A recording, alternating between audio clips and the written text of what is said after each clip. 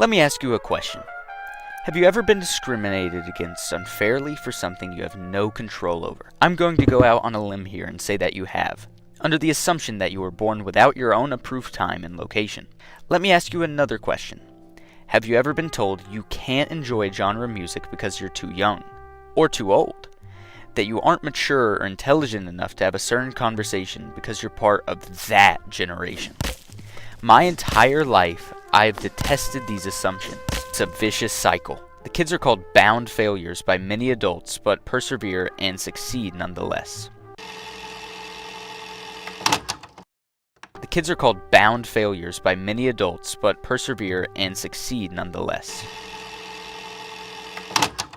The kids are called bound failures by many adults, but persevere and succeed nonetheless. I just simply cannot stand generalization and giant assumptions with no time taken to think of perspectives besides their own. It always seems so immature to me to, ironically, call a group of kids immature like they're the first ever to be. But then, I started noticing Gen Alpha, and I understood a little bit. I'm not going to fall into the ever-tempting trap of hatefulness, but I get it. Kids are annoying, extremely annoying, and this is my first time seeing them without being one myself. As one does when they're unsure of something, I asked friends and family. When I spoke to those similar to my age, we agreed completely. We didn't like what we saw and felt we were at the very least more competent at their age and that something was wrong. However, when I spoke to my mom, she was humored by my naivety. She said, as I thought, people said the same about her generation, and that all the things I complained about were the same for me. I also consumed horrible media. I also whined incessantly. I also hardly ever made sense. I got more opinions, and more research, and more curiosity, and more of my own thoughts. And eventually, here we are, in a video essay. Hope you like it.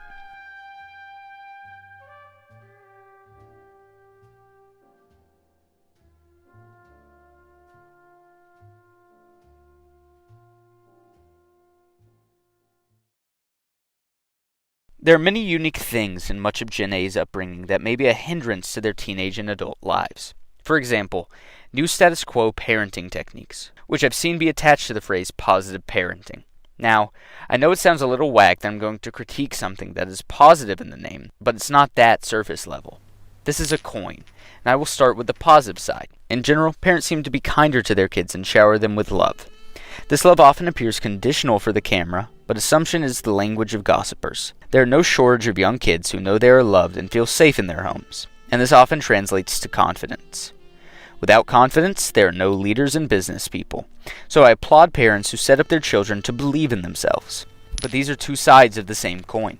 The extreme cases are bending your knee to the child, telling them that they can do no wrong, never saying no, giving them confidence and arrogance but not the skills to justify it.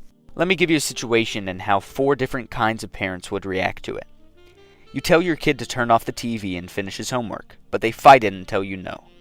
A strict parent turns off the TV and hits them with a flip-flop until they do as they've asked. An average parent walks over, turns off the TV and grabs the remote, telling them they can't have it back until finishing their homework. The first kind of parent we discussed says the kid has 15 more minutes on the TV. The second kind doesn't indulge any further, neither does the homework for them or asks again nicely 3 hours later. Another example. Your kid starts crying and screaming for no good reason. Strict parent, well, it probably wouldn't happen in the first place, but they quite simply wouldn't allow it. An average parent, depending on the age of the kid, either lightly hit them or grab their arm and sternly tell them off. The first kind, gently shush them and calm them down. Second kind, hand them back their iPad, which is what they were crying about in the first place. So you can see the differences, right? The first kind is sometimes reasonable, occasionally even a better response. The second kind is the intentional breeding of a brat. Parenting is complicated, yes, and being a little too easy to walk all over is of course better than beating the crap out of them after every inconvenience. Don't overread my concern. A lot of kids have what we perceive to be normal parents, and maybe the quote-unquote gentle parenting will be a majorly kind and thoughtful generation's becoming. But a lot will also struggle, heavily. They will have a lack of problem-solving skills. They will have a lack of social skills, and I mean those of a basic level, like holding conversation. They will have an affinity for things on the internet, specifically X-rated content which needs no further labeling. They will have problems with patience and containing themselves. Are these problems specific to Gen A? No, of course not. But it's my belief, or rather my fear, that with the combination of bad parenting, the dependence of technology their whole lives, and an increasingly cruel economic climate, these problems will define Gen A. And please don't mistake my criticisms of parenting as shaming. I have no right to do such a thing, as a teenager with next to zero experience raising a child, and I can quite literally only imagine how hard it is to do so. The economy is rough, and more households are requiring 2 working parents, and even worse requiring single parents to work twice the hours. It would be foolish of me to ridicule someone whose situation I've never been in, and I've quite certainly never been a father. This is not to excuse bad parenting or condone abusive behavior, more so to say that there's a nuance to everything.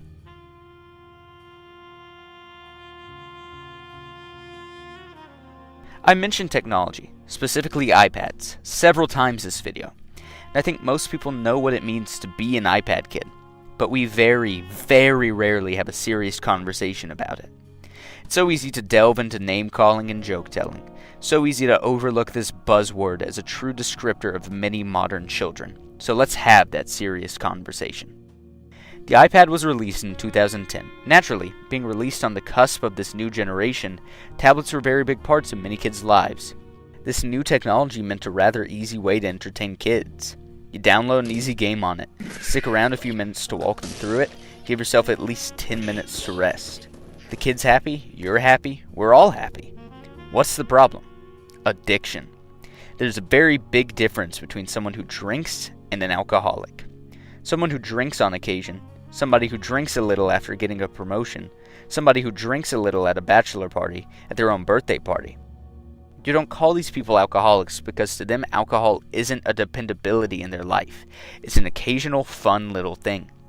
You could hardly even call it a vice, but an alcoholic is in a worse position. Alcohol is something to fall back on, a duplicitous safety net, a constant in your life that you can count on creating momentary peace and calm. These feelings can be found in all forms of addiction.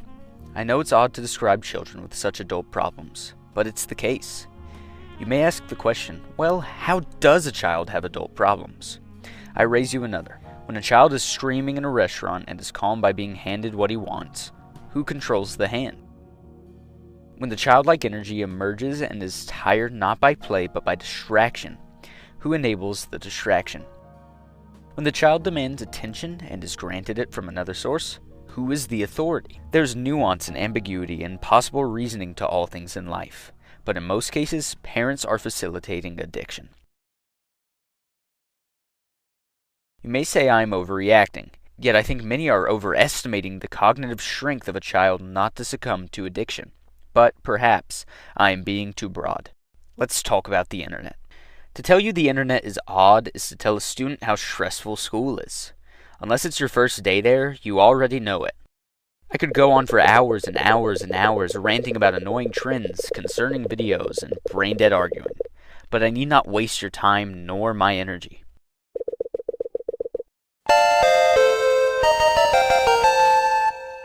The internet affects people who use it, good and bad, and subconsciously seeps into your behavior and personality. This affects different people differently. For those already adults, older kids, and teenagers, it cursed them with bad senses of humor and otherwise.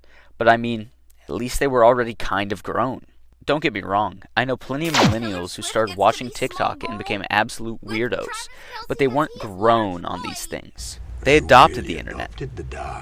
They weren't born in it, molded by it. Gen A was. Like, these kids are being raised on the internet. Have you seen that video of the kid trying to say goodnight to his mom, but instead saying don't forget to like and subscribe because that so commonly means goodbye to him? I'm sure that's not at all a common occurrence, but still, there's so much wrong with the internet, so much hatefulness, biting, grossness, effortless content, false information, vanity, on and on. I can look at an edgy joke and say, that's just going too far. But what do kids do? They repeat what they see and hear. They learn by ear and eye. And as always, brain rot is upfront and constant. It's so often memeified, but seriously.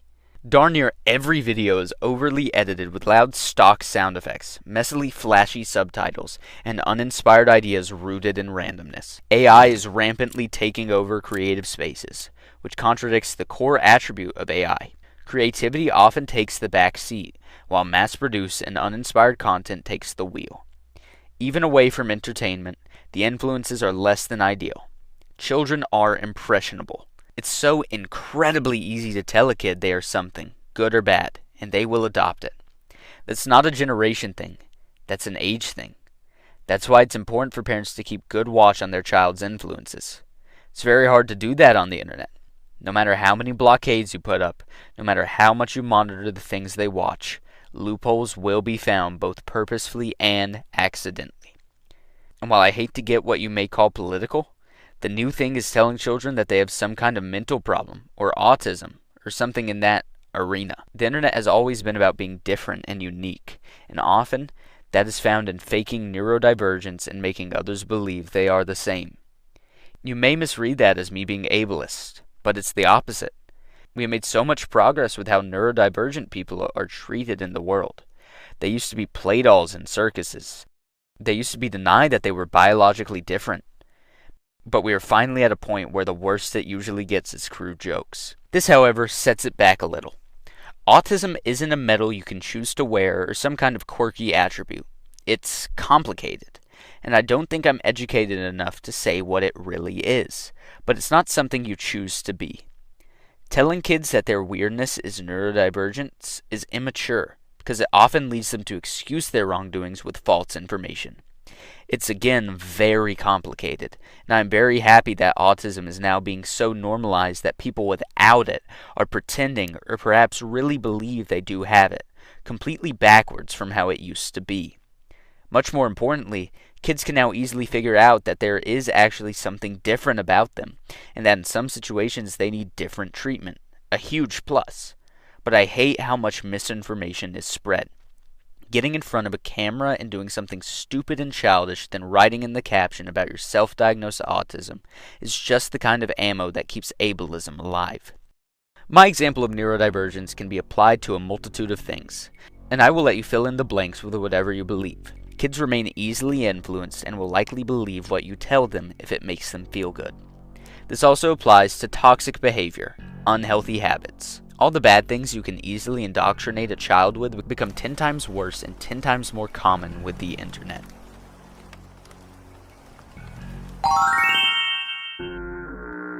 COVID sucked. I remember it mostly as a couple extremely boring school years and a time where video games were the only time I talked to my friends. It sucked for everybody, even introverts who practice social distancing on their own time. And while it was horrible, teenagers and adults have kind of recovered. That's an arguable statement, but we were already developed, and a few horrible years was just that. For kids, it was far more damaging. COVID forced their missing out on very, very important years, both in an educational and social sense. I can't confirm the validity of this, but I've heard dozens of teachers worry on how many children cannot read or write. They're not talking kindergarten either. This is 4th to 5th graders. Think about that. Children on the cusp of puberty cannot read. It's not because of discrimination or money problems or being born into poverty. It's because the world shut down and they were forced to learn in unproductive Zoom meetings.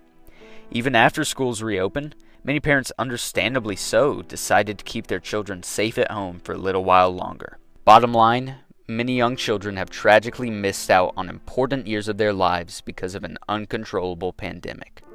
Unfortunately, this has affected their intelligence and social abilities, or so I've heard.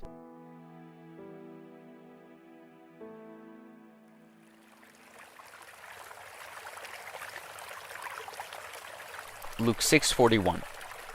Why do you look at the speck of sawdust in your brother's eye and pay no attention to the plank in your own eye? Even to those who don't follow the Bible, I believe there's great wisdom in this. Why do we scrutinize others when we have twice as many problems of our own? In this case, why do we critique childhoods when ours were similar? Hey guys, This falls in line with that cycle thing I've alluded to before.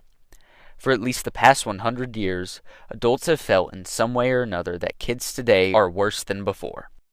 So many issues older generations have with newer generations are repeated.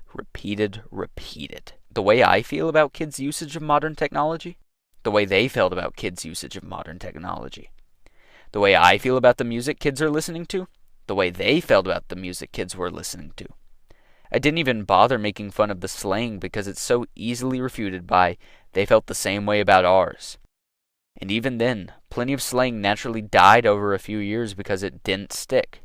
You guys remember when yeet was a huge thing? I believe the same thing that happened to yeet will happen to skibbit, Rizzler, phantom tax, you know. All the stuff that gives you a headache upon hearing. We had our fair share of cringy slang that we stopped using as we got older.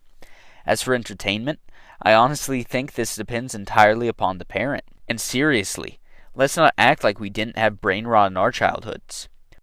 Remember Vine compilations, dank memes, try not to laugh challenges, Big Chungus, Ugandan Knuckles, YTPs, MLG edits? For goodness sakes, we used to watch Minecraft animations like they were cinematic masterpieces. Some of them were. I'll give them that. Some of them were. We remember these things very, very fondly. And it's fun to reminisce on the things we used to enjoy. But I'm starting to worry that people believe they were any better than the stuff kids watch today. If you were one of them, I urge you to click off this video and watch a My Name is Jeff Vine compilation. If you enjoy it, don't return as punishment for being proven wrong. If it was agonizingly cringy, you will return to open arms. Regardless, many of us are blinded by nostalgia. And no, not blinded by nostalgia in the way people claim when you say Minecraft used to be more fun. Blinded by nostalgia in the way that you ignore how horribly something has aged because you used to enjoy it. Used to. Not something you can go back to now and still enjoy, like an older version of Minecraft. So to the people claiming that Gen Alpha is cooked because they consume brain rot, restructure your approach. There's always been bad entertainment that kids and kids alone enjoy. Such is life. Even then, I think it's ignorant to say the internet is all bad. It's so incredibly easy to learn on here. YouTube videos, articles, websites, forums, all the works. Children that are visual learners and have a hard time paying attention will thrive in this generation. Some kids simply don't process information from seeing text on paper. They need a visual aid or a cute cartoon to explain it to them. That's why children's cartoons are so popular, and I wholeheartedly believe YouTube is an improvement in all ways. There's the issue of making sure the kid doesn't venture off into other things. But if you're smart about it, parents have thousands and thousands of hours of educational, completely clean, free things for their kids to watch. This is a good thing, no? I think it's fair to say that romanticization of older generations piggybacks off of romanticization of the past. To me, this really starts to validate the cycle thing. There was still division in the country, still war, still violence, still greed, still looked down upon human advancements, still fashion that aged badly, still art that aged badly, still everything. It was all just in a different context. The people that wished so earnestly that they had been born back then weren't. Their greatest frame of reference is that they like the aesthetic. You know the cool thing about modern society? You can pick any aesthetic from any time period ever and make it yours. Do you really like Golden Age hip-hop? Buy some records. Do you really like the time when everyone wore suits and smoked big cigars? Wear suits and smoke big cigars. Do you really like medieval times? Buy a set of knight armor, hire a troubadour to play you folk and read sappy poems. Buy a castle and start a prosperous kingdom named the Black Claw. Or you can just go to Ren Fair. That one's a lot simpler. Just because you like the clothes and music of a certain era, it does not mean the world was better back then. It does not mean the people were better back then. It means you have your own taste. Things sucked back then too. There just wasn't indoor plumbing. And as my final statement, I remind you, they are kids. There will be no shortage of Todd Packers and Kirk Gleasons, but many will grow out of the immaturity. Only time will tell, but if we look at the track record, they'll be fine in a few years.